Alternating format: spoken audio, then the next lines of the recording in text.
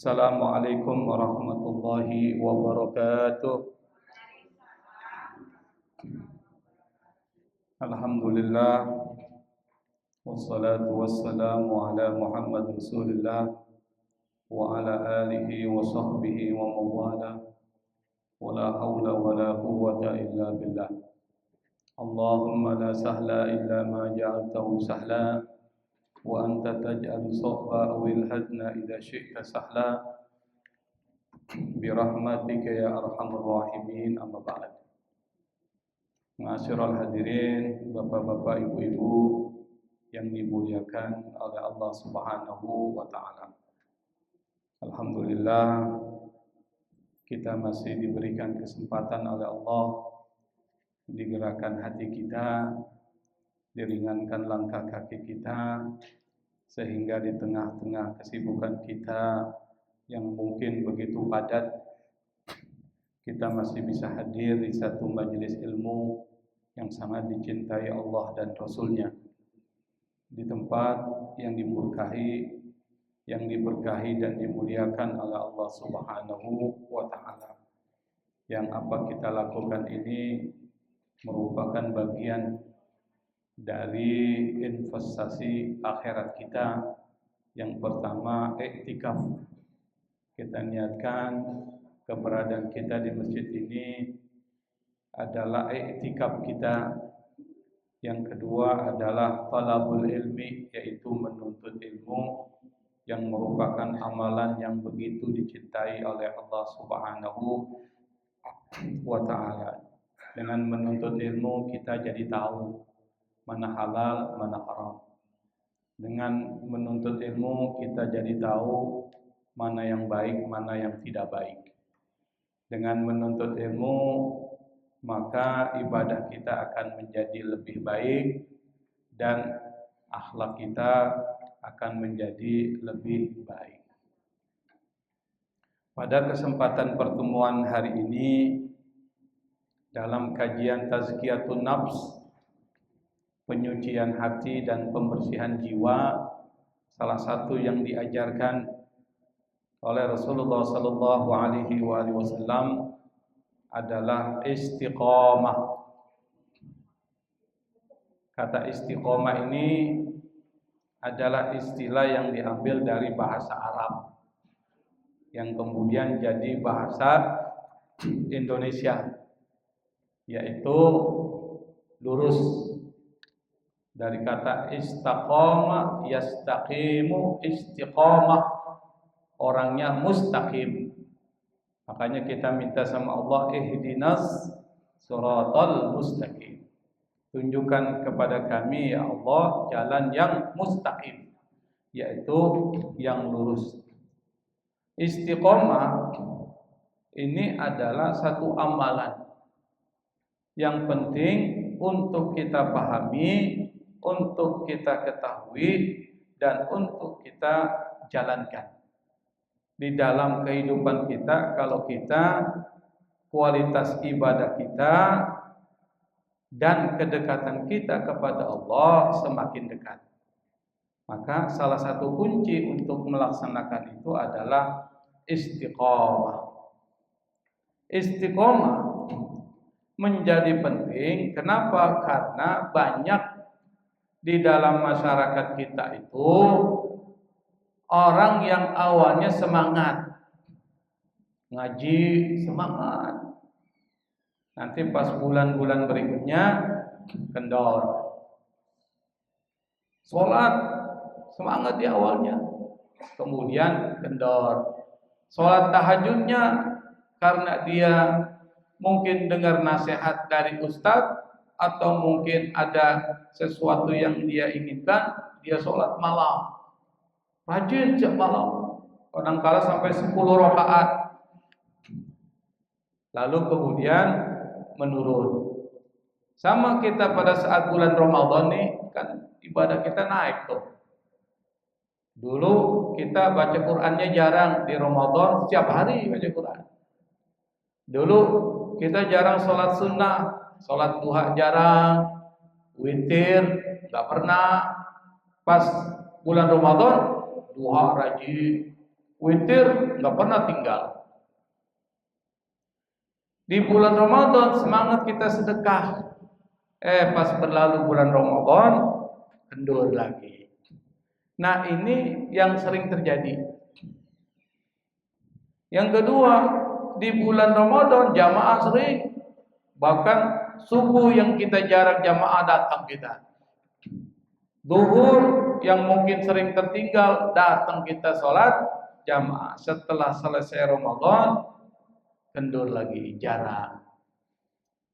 Baca Quran sering di Ramadan, setelah selesai menurun. Maksiat kita tinggalin, tapi kemudian kembali ke kebiasaan lama. Ini fenomena yang sering terjadi di dalam masyarakat kita. Mulainya mudah, tapi bertahan dalam kebaikan terus-menerus terasa sangat berat, dan kita alami semua. Saya yakin hampir semuanya kita ngalamin itu. Rajin kendor, ngaji di awal sering datang, nanti turun enggak. Diajakin, aduh, gue males tuh yang terjadi, Bu. Nah, karena itu maka istiqomah menjadi penting. Apa itu istiqomah? Dalam bahasa Arab dari kata istaqama, yastaqimu istiqomatan. Orangnya mustaqim. Kata kerjanya istaqim. Luruslah. Itu bahasa Arab. Lurus pada jalan yang benar. Itu istiqomah. Tetapi secara syariat, definisi secara syariat keagamaan kita, yang dimaksud dengan istiqomah itu artinya konsisten. Imannya enggak turun, ketaatannya tidak turun, akhlaknya enggak turun. 3, iman tetap konsisten, ketaatan tetap istiqomah lurus, akhlaknya tetap istiqomah sesuai dengan tuntutan Allah, tuntunan Allah dan Rasulnya. Istiqomah. Misalnya dia puasa Senin Kemis, itu sesuai tuntunan Rasulullah enggak tuh? Terus enggak pernah tinggal. Itu namanya istiqomah. Salat duhanya dia mulai di awal terus menerus enggak pernah tinggal, namanya istiqomah. Al-istiqomatu khairun min alfi karamah.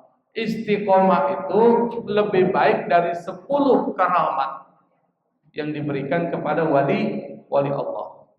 Istiqomah. Jadi yang penting itu istiqomahnya, konsisten. Kalau orang konsisten, maka akan diangkat oleh Allah Subhanahu wa ta'ala. Mana dalilnya? Kalau istiqomah penting, ayat-ayat Quran banyak yang bicara.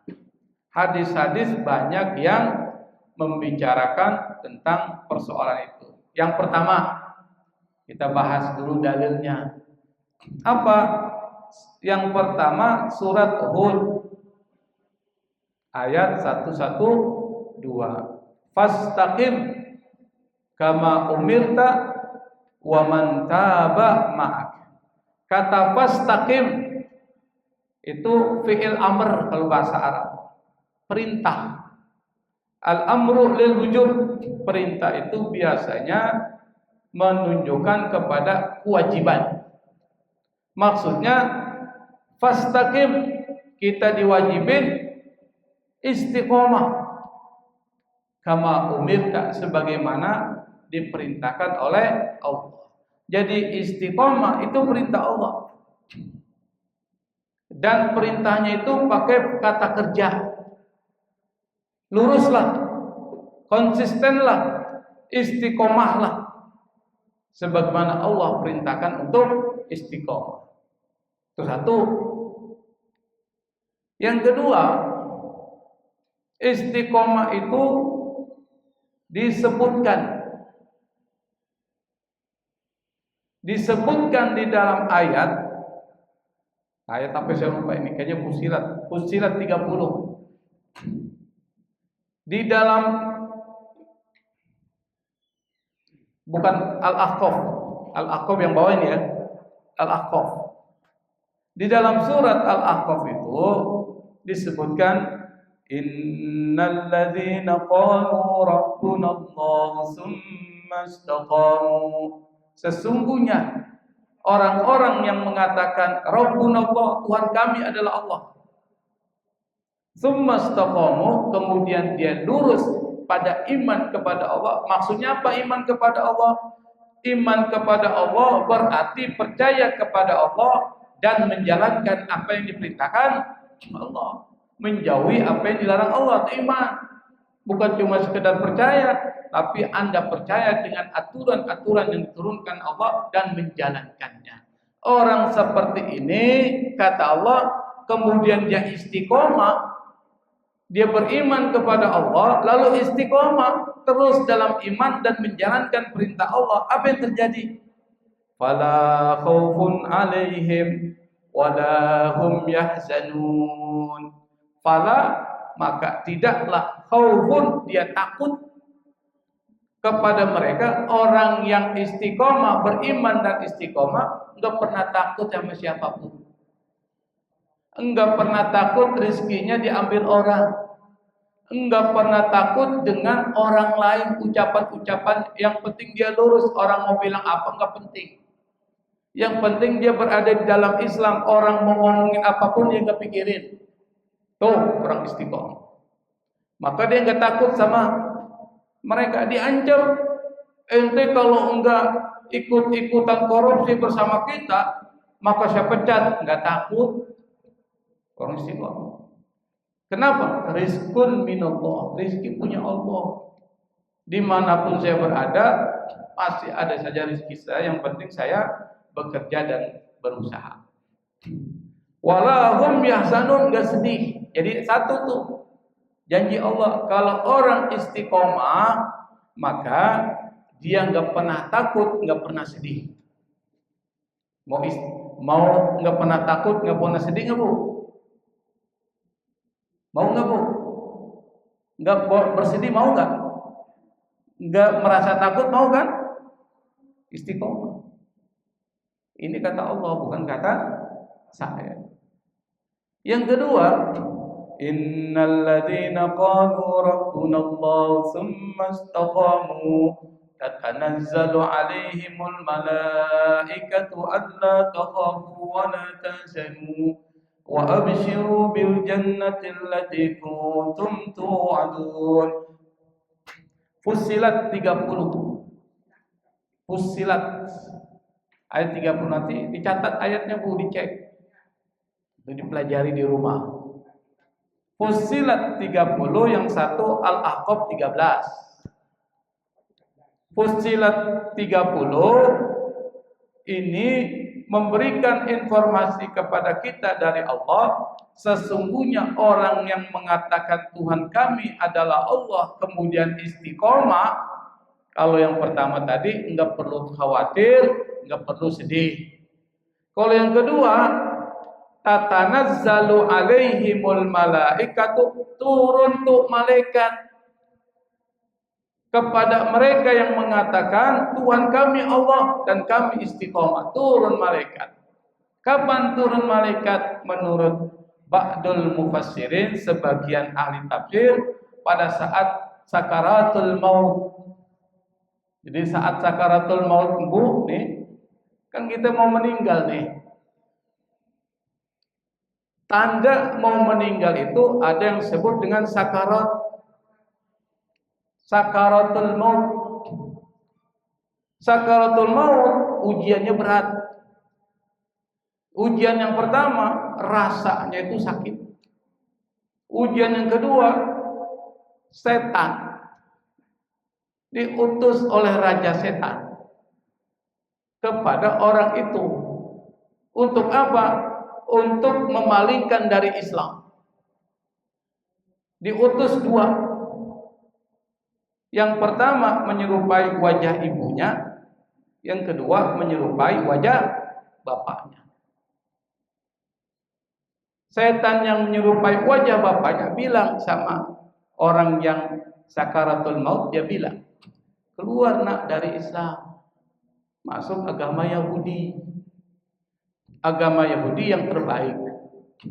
Kalau dia ngerti yang datang itu adalah setan. Kenapa? Karena dia pernah ngaji. Dia pernah dengar ustadznya ngomong, hati-hati. Kalau ada datang seseorang pada saat Anda sakaratul maut menyerupai wajah bapakmu, yakinlah itu adalah setan. Usir dia. Pas datang dia tahu nih, diusir. Pergi kau dari sini. Selesai enggak? Enggak. Diutus yang kedua, menyerupai wajah ibu. Biasanya kalau ibu sering diikuti. Ibunya bilang nih, setan menyerupai wajah ibu. Keluar nak dari Islam, masuk agama Kristen. Kristen yang terbaik. Dia tahu ini setan, diusir dia. Tatanazzalu alaihimul malaika, turun malaikat nenangin. Allah takhafu, jangan kamu takut, wala tahzanu, jangan kamu sedih.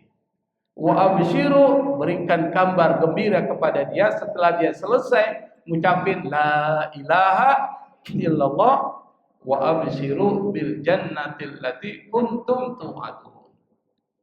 Berikan kabar kepadanya dengan surga yang kalian sudah dijanjikan dengan surga. Kepada siapa?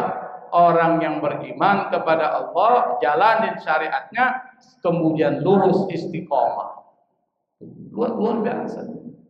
Bukan cuma pada saat sakaratul maut, pada saat ketika dia tidak meninggal, maksudnya dalam keadaan hidup, malaikat pun turun membantu orang tersebut. Maka inilah manfaat yang diberikan Allah, langsung dijelaskan dalam Quran bagi orang yang istiqomah. Langsung Allah sebutin, ganjarannya disebutin langsung. Kalau kita ingin selamat dunia dan akhirat, jalankan perintah Allah, tsumma istaqim. Kemudian lurus, istiqomah, konsisten. Mungkin sedikit nyimpang, mungkin karena jenuh, balikin lagi kita. Pas nyimpang, balik lagi, istighfar. Balik lagi ke jalan yang lurus. Biasanya kan ada aja tuh, lagi jalan, tiba-tiba nyimpang dikit. Jangan terusan, balik lagi, Bu, lurus lagi. Yang kedua, hadis, tadi Quran. Hadis banyak. Kalau bicara hadis saya ambil dua saja yang populer. Diriwayatkan Imam Bukhari dan Imam Muslim. Kedua hadis ini adalah hadis sahih. Karena yang meriwayatkan adalah dua ulama hadis yang muktabar. Muktabar itu artinya hadisnya dipegang, dipedomani. Kenapa? Karena sangat teliti di dalam menseleksi dan memverifikasi hadis. Yang pertama adalah hadis dari Sufyan bin Abdullah. Beliau pernah berkata, "Ya Rasulullah, coba kau katakan kepadaku satu perkataan dalam Islam yang aku tidak perlu lagi bertanya lagi kepadamu selain itu." Apa? Kata Rasulullah sallallahu alaihi wasallam, "Qul amantu billahi tsumma istaqim." Katakan, amantu billah, sama dengan tadi. Qalu rabbunallah. Katakan, aku beriman kepada Allah. Iman, tapi iman enggak akan bermanfaat kalau tidak disertai dengan pembuktian. Jadi iman dan bukti iman. Iman bilang aku percaya kepada Allah, mana buktinya kau percaya kepada Allah? Berarti jalankan syariat-syariat Allah, itu maksudnya. Orang yang seperti itu kata Rasulullah adalah orang yang pasti masuk surga. Qul amantu billahi tsumma istaqim. Katakan aku beriman kepada Allah, tsumma istaqim. Kemudian istiqomah. Udah sholat 5 waktu, terus sholat 5 waktu, jangan ditinggalin. Puasa Ramadan 30 jangan sampai ditinggalin, maksudnya gitu. Itu yang pertama. Hadis yang menyuruh kita istiqomah. Hadis yang kedua adalah hadis yang cocok sama kita nih. Apa? Ahabbul a'mali ilallahi adwamuha wa in qalla. Ahabbu yang paling dicintai ahabbu. Al-a'mali amal. Jadi kalau kita artikan dalam bahasa Indonesia, amal yang paling dicintai ilallah oleh Allah apa? Adwamuha, yang konsisten dijalankan wa in qalla, meskipun sedikit. Bukan banyak, berhenti, bukan. Contoh, sholat tahajud berapa minimal? 2 rakaat. Maksimal? Hah? Apa? Berapa? Sholat sunnah itu sebanyak mungkin nggak ada masalah. Kalau witir paling banyak 11. Yang standar 3. Paling sedikit 1, 3, 11. Tiba-tiba karena kepentok tembok nih, kepalanya sadar dia. Gua malam gua mau sholat 20 rakaat sholat tahajud. Banyak gak bu? Banyak ya, sholat 20 rakaat. Besokannya capek nih. Kurangin lah 10, kurang. Besokannya aku masih capek, 10 kayaknya kebanyakan. Jadi 8. Turun lagi 4. Saya capek. 2, besokannya enggak. Itu namanya enggak istiqomah. Lebih bagus 2, tapi terus menurun. Sholat tahajud 2 rakaat aja misalnya. Besokannya 2, besok 2, besok 2. Sampai 1 tahun enggak pernah tinggal. Terus menerus tinggal. Itu lebih bagus daripada yang banyak tapi berhenti. Sedikit tapi terus konsisten, itu lebih bagus dan dicintai Allah. Tapi kalau 4 dia konsisten, bagus. Yang penting konsisten, jawab terus menerus, jangan tinggal. Sholat witir 3 aja, yang penting konsisten. Gua mau 11, boleh, yang penting konsisten. Maka yang menjadi kata kunci dari hadis ini adalah yang paling konsisten dikerjain meskipun sedikit, itu yang paling dicintai Allah. Kata kuncinya itu konsisten. Jadi bukan banyaknya, tapi konsisten, istiqomah, dawamnya. Itu yang paling dicintai Allah. Berarti dari Quran 3 ayat yang saya tampilkan dan hadis 2 ayat menjelaskan Al-Quran, maka kesimpulannya istiqomah adalah syariat yang dasarnya kuat. Kalau dasarnya kuat, berarti manfaatnya besar dan perlu dijalankan. Simpulannya gitu. Kalau dalilnya banyak ikhtilaf lain, ini nggak ada ikhtilaf, nggak ada perbedaan pendapat, nggak ada yang menentang. Yang kedua, hadis-hadisnya sahih, karena periwayatnya adalah orang-orang terpercaya yang di dalam ilmu hadis termasuk kolektor hadis yang sangat teliti dan jeli dalam menyeleksi hadis dan memasukkan di dalam kitab-kitab mereka. Imam Bukhari dan Imam Muslim. Karena dia syariat, manfaatnya pasti banyak. Ini kita perlu pahami. Apa manfaat yang pertama yang saya sebutkan tadi itu? Apa? Akan turun ketenangan, pertolongan, kabar gembira surga. Tadi yang saya baca, innal ladzina qalu rabbuna Allah tsumma istaqamu tatanazzalu 'alaihimul malaikatu alla takhafu wa la tahzanu wa abshiru bil jannati allati kuntum tu'adun. Itu manfaatnya. Apa? Orang yang istiqomah maka akan turun kepada mereka malaikat yang kemudian ngomong kepadanya, jangan takut, jangan sedih. Berarti ada pertolongan Allah. Dan kita di dalam kehidupan ini butuh namanya pertolongan Allah, Bu.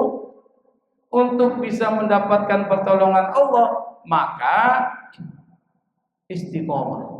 Meskipun sedikit, sholat duha 2 rakaat, meskipun cuma 2 rakaat, tapi terus menerus, maka akan turun pertolongan Allah.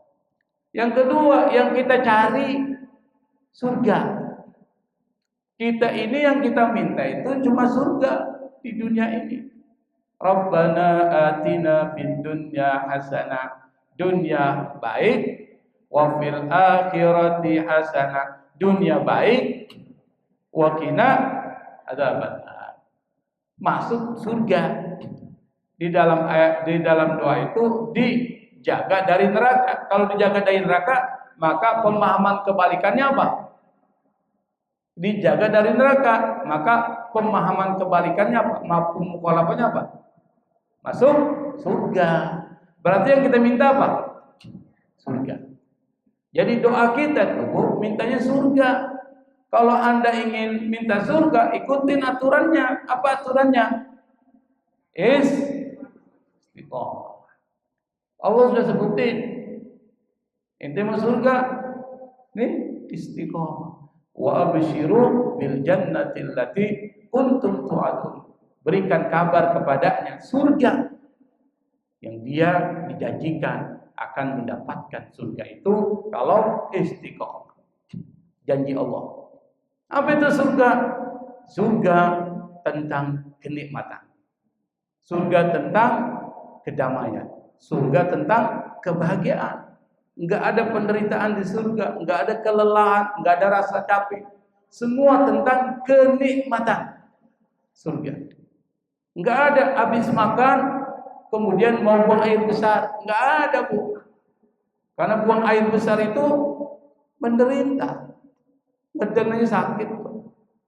Dan di dalam surga enggak ada penderitaan.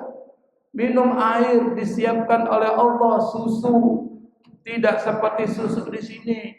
Minum khamar dikasih oleh Allah, lazzatil lisyaribin, yang lezatnya buat orang yang minum, tidak seperti khamar dunia yang memabukkan.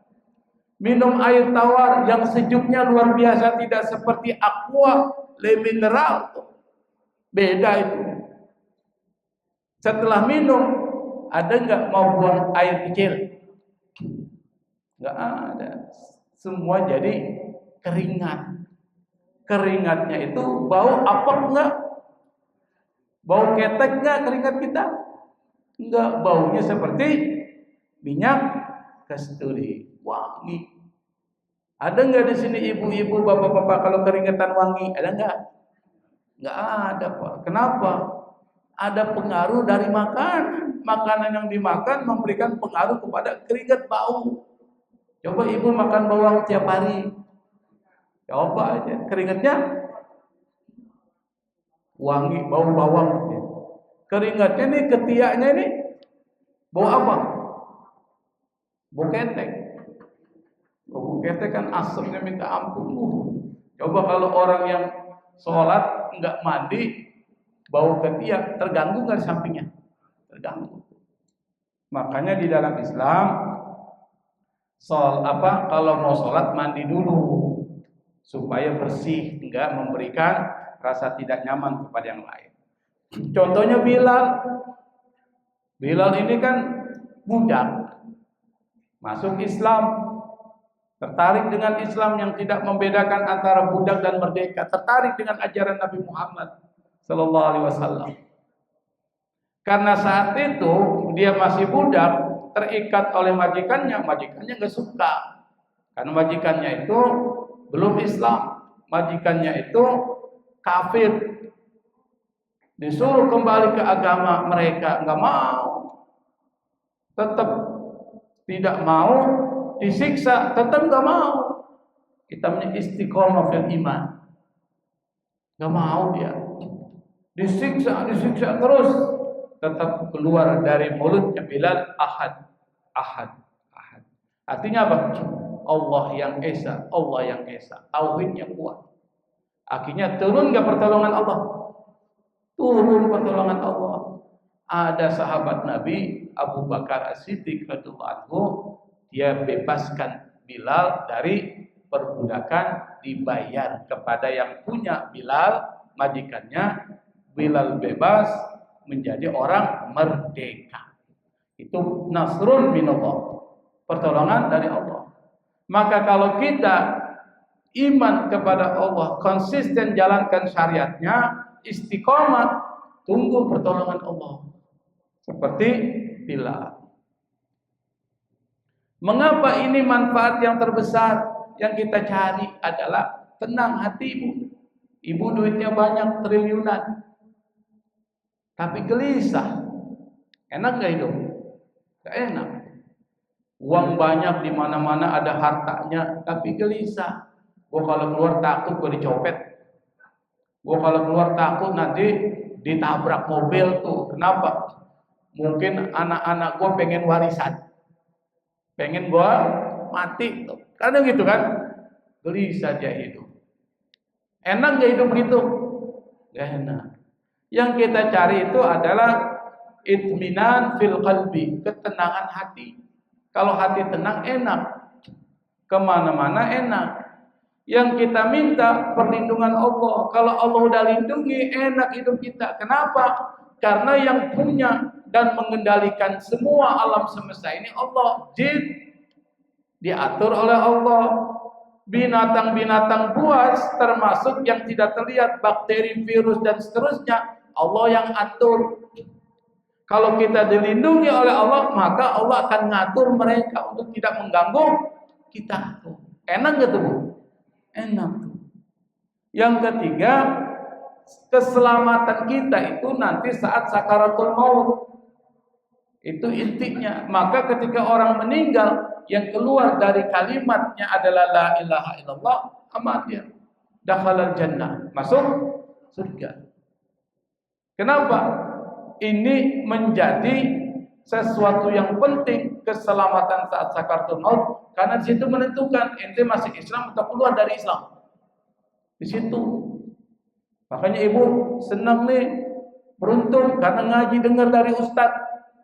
Kalau ada dua orang yang datang menyerupai wajah ibu dan bapak kita, datang nyuruh keluar dari Islam, tolak usir dia. Itu bukan orang tua kita, itu setan. Supaya kita keluar ngikut dia ke neraka sama-sama dia. Bilang no, usir dia. Lalu kemudian kita ucapin la ilaha illallah. Maka di situ perlu ada yang talqin orang. Laqinu mautakum bila ilallah. Talqinkan orang yang meninggal akan meninggal di antara kalian dengan mengucapin la ilallah. Jadi ditalqin satu orang aja, jangan banyak-banyak. Kita bilang sama yang akan meninggal la ilaha illallah. Lalu dia ngomong la ilaha illallah. Udah selesai. Jangan terusin. Hah? Kalau belum dia jawab, lanjutin sampai dia ngucapin la ilaha illallah. Tiba-tiba ada anaknya nanya, "Be, warisan gua gimana tuh?" Ya kan, mau meninggal, warisan ditanyain.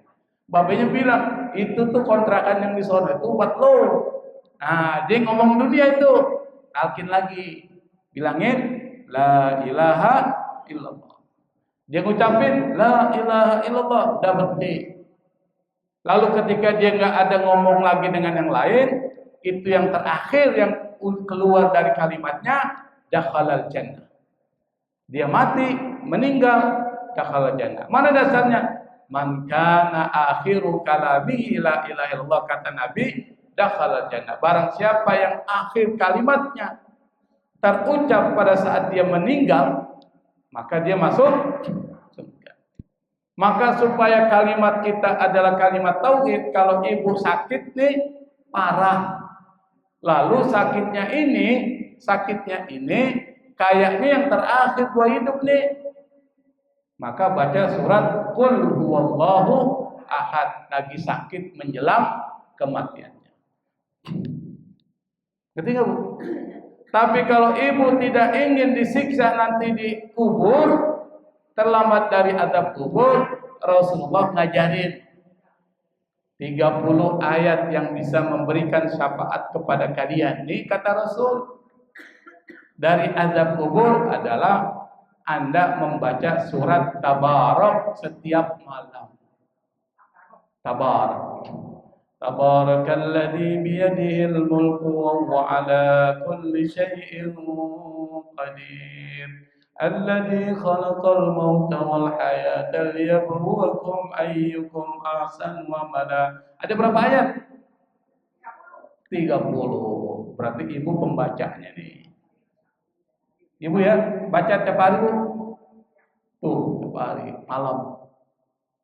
Yang bilang 30 ayat yang bisa memberikan bantuan pada saat orang itu meninggal adalah tabarakalladzi biyadihil mulku 30. Talatina syafa'na li sahibiha disebutkan itu. Itu tuntunan Rasulullah.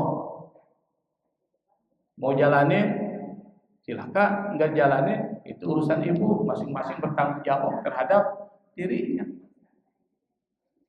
Dan yang keempat adalah surga di akhirat yang kita minta.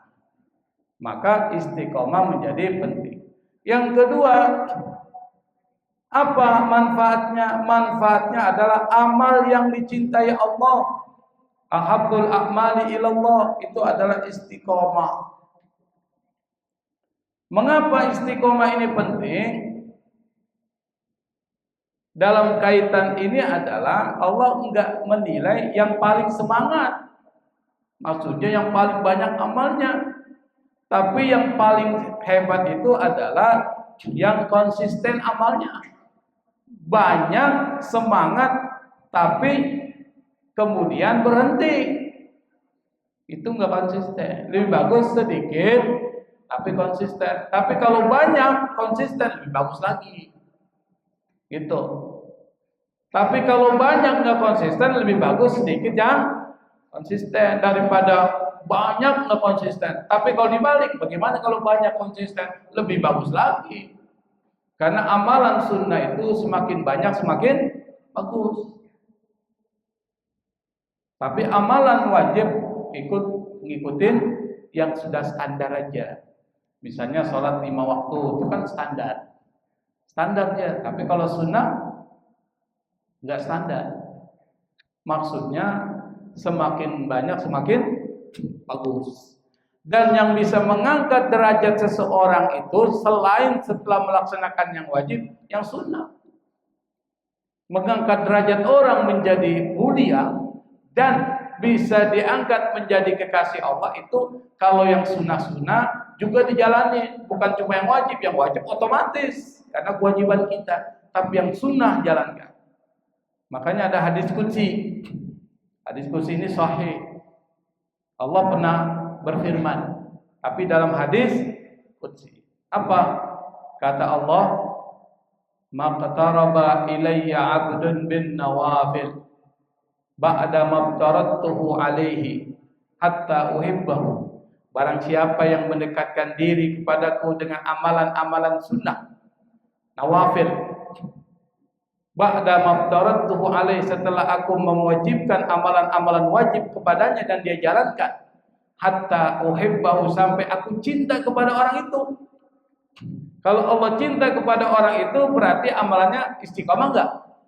Istiqomah. Habul amal ilallah. Istiqomah. Apa yang terjadi kata Allah? Untung aku akan menjadi apa? Sam'ahul ladzi yasma'u bi, aku akan jadi pendengaran yang dia gunakan untuk mendengar. Wa kuntu basaruhu alladhi yabsuru bi, aku akan jadi mata yang digunakan untuk melihat. Wa kuntu yadahu alladhi yabtisu bi, aku akan jadi tangan yang digunakan untuk memukul. Wa kuntu rijlahu alladhi yamshi biha, dan aku akan jadi kaki yang digunakan untuk berjalan. Artinya apa? Orang itu dekat dengan Allah Subhanahu wa taala. Kalau dia dekat dengan Allah Subhanahu wa taala, maka dia akan dapatkan perlindungan Allah. Maka dia akan dipenuhi kebutuhan-kebutuhannya. Dia akan mendapatkan kasih sayang Allah. Ketika dia meninggal, Allah akan berikan kepadanya surga yang mengalir di bawahnya sungai-sungai. Enak loh. Kalau dekat. Tapi dekat kepada Allah, jangan ninggalin juga yang sunnah. Wajib otomatis, karena kita nggak boleh ninggalin yang wajib. Tapi yang sunnah kita bisa ninggalin, kalau bisa jangan tinggalin. Itu maksudnya. Kenapa? Yang menambal yang bolong. Yang kedua, yang menyempurnakan yang kurang sempurna itu sunnah. Tetapi sekali lagi, yang sunnah itu harus istiqomah. Jangan kadang-kadang anget, kadang adem, anget-angetan. Tahu anget-angetan? Anget-angetannya lagi anget aja. Salat. Besok 1 bulan enggak. Tiba-tiba kepentok pintu lagi dia, sholat lagi. Lagi sedih, sholat minta sama Allah. Pas sudah dapat rezeki, dia lupa lagi. Itu namanya anget-angetan. Harus konsisten. Seperti Abu Bakar As-Siddiq konsisten. Makanya para sahabat-sahabat Nabi itu luar biasa dalam soal konsistensi istiqomah dalam ibadah. Kenapa banyak yang gagal bertahan istiqomah itu? Kita ini mungkin yang paling banyak gagal, Bu. Makanya saya termasuk yang belajar istiqomah, meskipun agak berat, tapi belajar. Kenapa banyak yang gagal? Karena orang hijrah dengan emosi. Tahu emosi? Anget-angetan. Bukan karena ilmu. Kalau orang hijrah karena ilmu, dia tahu tuh penting mengetahui kenapa perlu memperbaiki diri kita menjadi lebih baik. Itu karena ilmunya, bukan karena ikut-ikutan. Ada ikut si A, ini enak nih kalau kita ngikut dia ini, ikut-ikutan. Enggak, dasarnya oleh ilmu. Maka yang membuat orang, kenapa seperti yang disebutkan oleh pertanyaan ini, banyak yang gagal bertahan karena dia hijrahnya, ibadahnya itu karena emosi, suasana hati. Kalau lagi enak, dia sholat. Lagi hidupnya susah, ada kepentingannya minta sama Allah, sholat, minta Allah. Pas Allah kasih, besokannya malas lagi.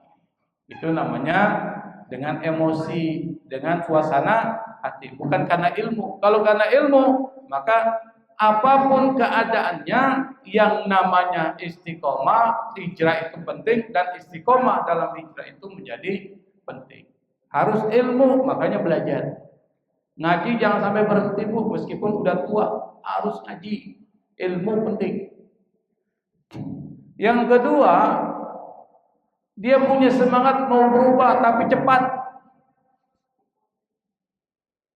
Punya target terlalu tinggi tapi nggak mampu, akhirnya lelah dan nyerah. Misalnya, karena Ustadz bilang fadilah, keutamaan membaca Quran itu sangat penting, termotivasi dia, bikin target.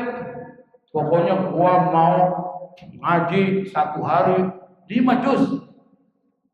5 juz? Dia baca 5 juz 1 hari. Besokannya ngos-ngosan. Kayaknya enggak lah, gue turunin lah. Akhirnya turun-turun lama-lama berhenti, nggak ngaji lagi tuh Quran.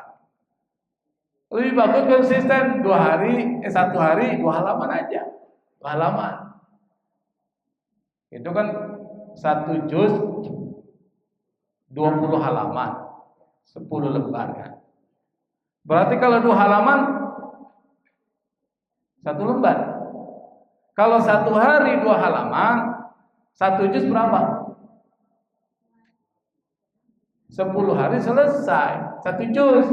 1 bulan? 1 bulan? Masa khatam 3 juz. Berarti kalau 1 bulan 3 juz, 10 bulan khatam. Tapi kelamaan. Kalau mau bisa yang enak nih, yang enak ya, 1 bulan 1 kali khatam. Kalau 1 bulan 30 hari, maka bikin target yang kita mungkin mampu melaksanainnya. 1 hari 1 juz. 1 bulan 30 juz khatam. 1 tahun 12 kali khatam. Itu amalan, investasi akhirat di Quran. Kata Nabi, "Iqra'ul Quran", baca Quran.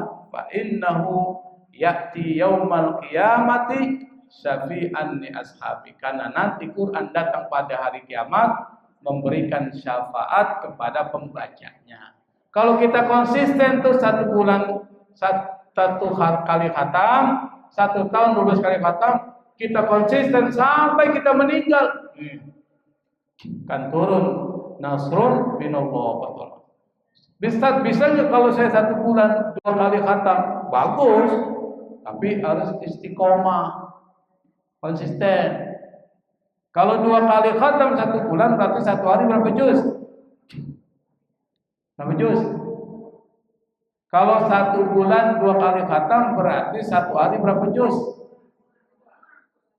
2 juz. 2 juz itu berapa halaman?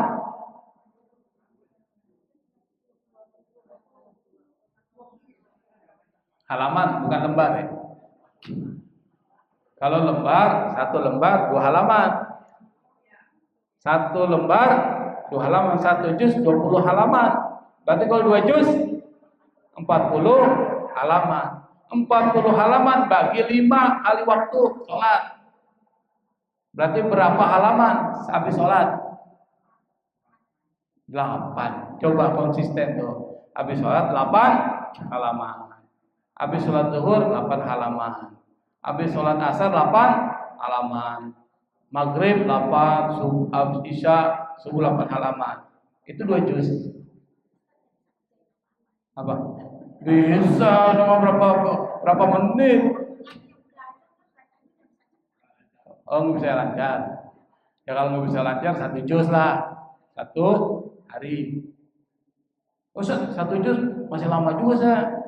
Setengah juz. Berarti 2 bulan khatam.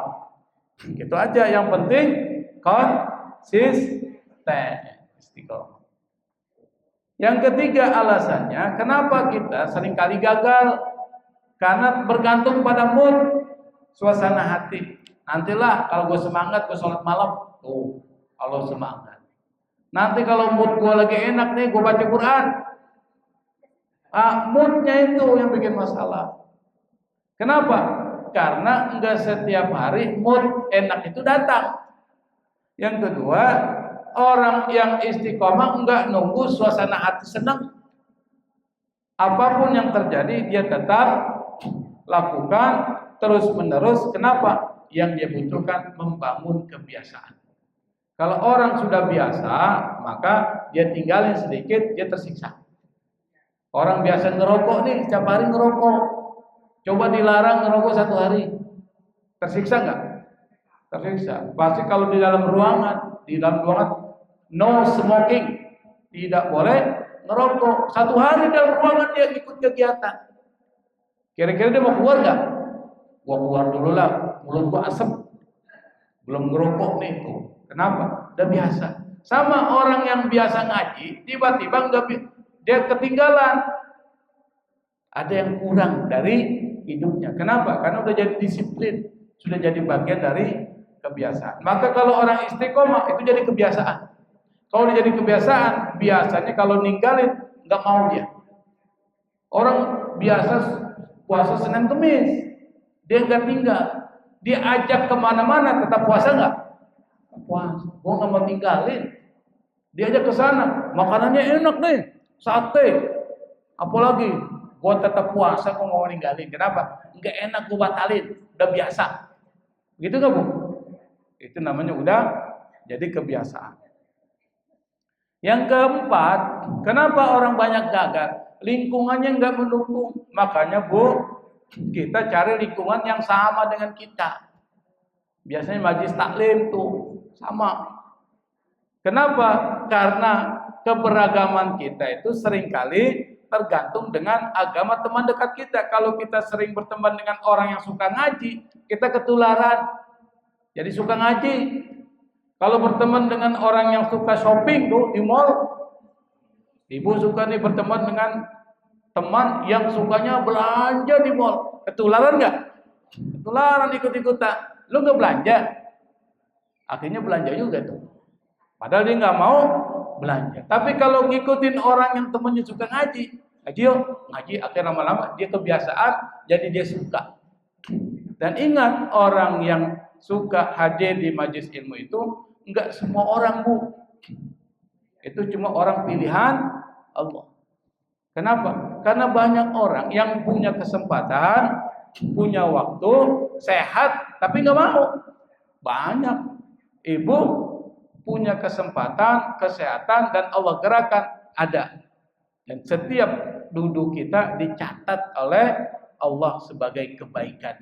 Dan ini akan jadi tabungan akhirat kita. Kalau kita nanti meninggal, lalu kemudian masuk ke alam barzakh, lalu ke alam akhirat, terjadi perhitungan di hadapan Allah, kita punya amalan yang ditimbangnya ada beratnya.